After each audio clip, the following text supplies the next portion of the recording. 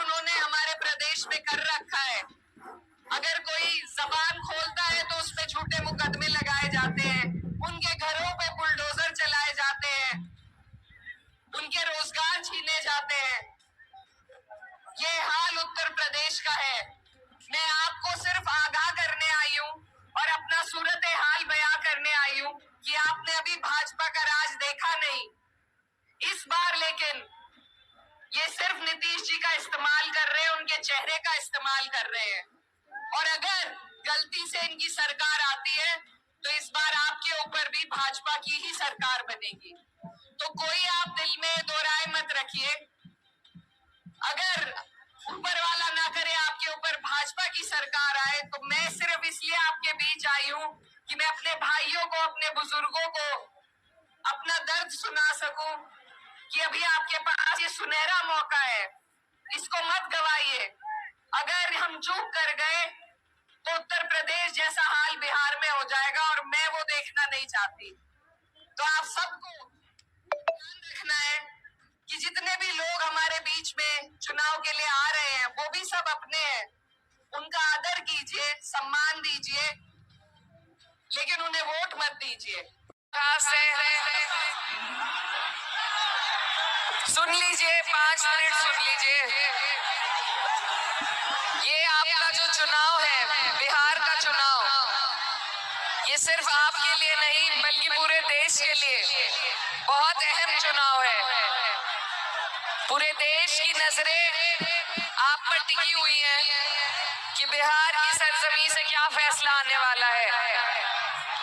मैं उत्तर प्रदेश से चल के आपके बीच सिर्फ आपको यही बताने आई हूँ कि हमारे ऊपर उत्तर प्रदेश में जो पिछले 10 साल से भाजपा की सरकार है, उसने लोगों को जिस कदर प्रताड़ित कर रखा है,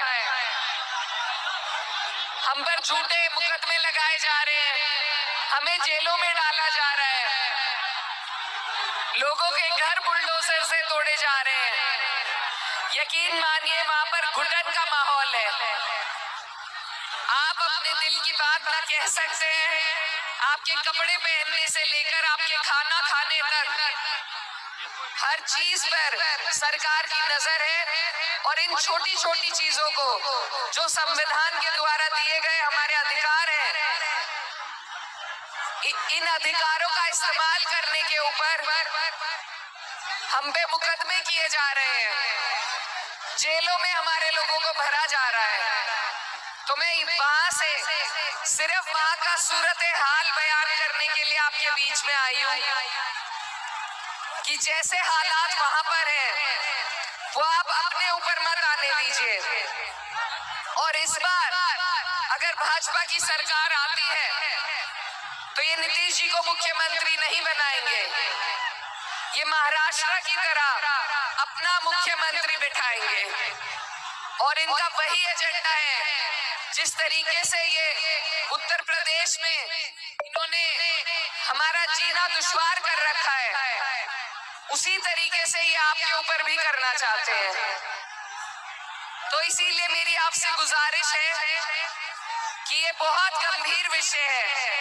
मैं नहीं चाहती जो सब हम रोजाना झेलते हैं वो आपके ऊपर वो मुसीबत आ पड़े।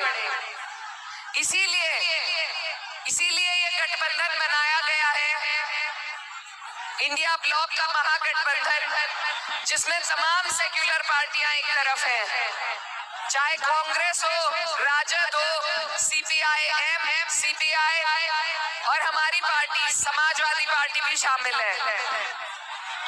ये गठबंधन सिर्फ इसलिए बना है कि हम नफरत की राजनीति को, भाजपा की राजनीति को खत्म कर सके।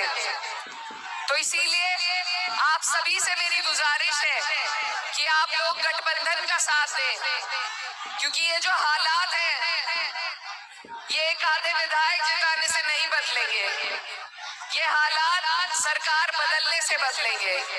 तो हमारा सबका ध्यान सिर्फ इस बात पर होना चाहिए कि जो सेक्युलर लोग हैं, जो अमन पसंद लोग हैं, जो हिंदुस्तानियत को, गंगा जमुनी तहजीब की हिफाजत जो करना चाहते हैं, उन लोगों को हम सरकार में किस तरीके से शामिल करें। और ये महागठबंधन उसी योजना के तहत आपके बीच में आया है। कोई नेता अपनी सीटें कम नहीं करना चाहता, हर नेता चाहता है उनके लोग तमाम सीटों पर लड़े, लेकिन अपनी सीटों की कुर्बानियां देकर ये जो गठबंधन बना है, ये सिर्फ इसलिए ताकि हम नफरत को हरा सके। मेरे भाई, यहाँ पर बहुत से हमारे भाई बिहार के, उत्तर प्रदेश में जाते हैं रोजगार के लिए। आप उनसे पूछिए वहां के क्या हालात हैं। और ये हालात बदलने हैं हमें और आपको मिलके। यकीन मानिए, हिंदुस्तान के करोड़ों लोग आपकी तरफ आस और उम्मीद भरी नजरों से देख रहे हैं कि आप लोग सही फैसला लेंगे, कि आप इस देश की राजनीति को एक नई दिशा में ले जाएंगे। ये बिहार की जो सरजमी है, ये क्रांति के लिए जानी जाती है।